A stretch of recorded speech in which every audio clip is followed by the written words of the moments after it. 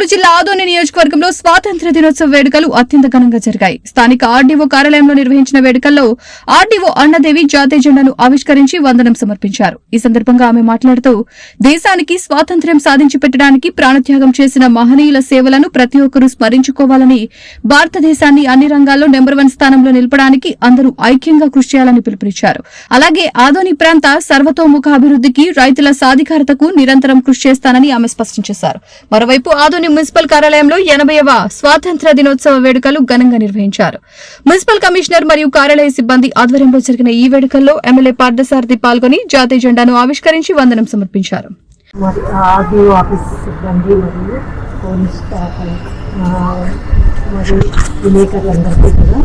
స్వాతంత్ర్యోత్సవ శుభాకాంక్షలు తెలియజేసుకుంటున్నాను. మనం 80 సంవత్సరాల కాలాన్ని వెనక్కి తిరిగి చూస్తుంటే ప్రపంచంలో మన భారతదేశము చాలా అత్యంత ప్రగతిని సాధించింది. ప్రపంచంలోనే 2వ స్థానానికి ఈరోజు మన భారతదేశం ఉన్నామంటే మన స్వాతంత్ర సమరయోధులు మనకు ప్రసాదించిన భిక్షగా నేను భావిస్తున్నాను. మహాత్మా గాంధీ గారు త్యాగము ఆయన చేసిన సత్యాగ్రహము మరియు ఆయనతో పాటు ఎంతోమంది స్వాతంత్ర సమరయోధులు ఈ దేశం కోసము కృషి చేసి మనకు స్వాతంత్ర్యాన్ని సాధించి పెట్టినారు.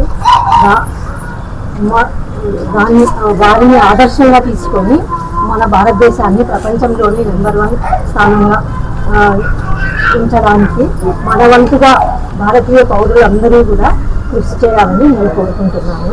అదేవిధంగా నేను ఆదోని ఆర్డీఓగా ఆదోని డివిజన్ యొక్క అభివృద్ధి కోసము ఇక్కడ ఈ ప్రాంతంలోని రైతులందరి సాధికారత కోసము కృషి చేస్తామని ఈరోజు ఈ జెండా సాక్షిగా తెలియజేస్తున్నాను.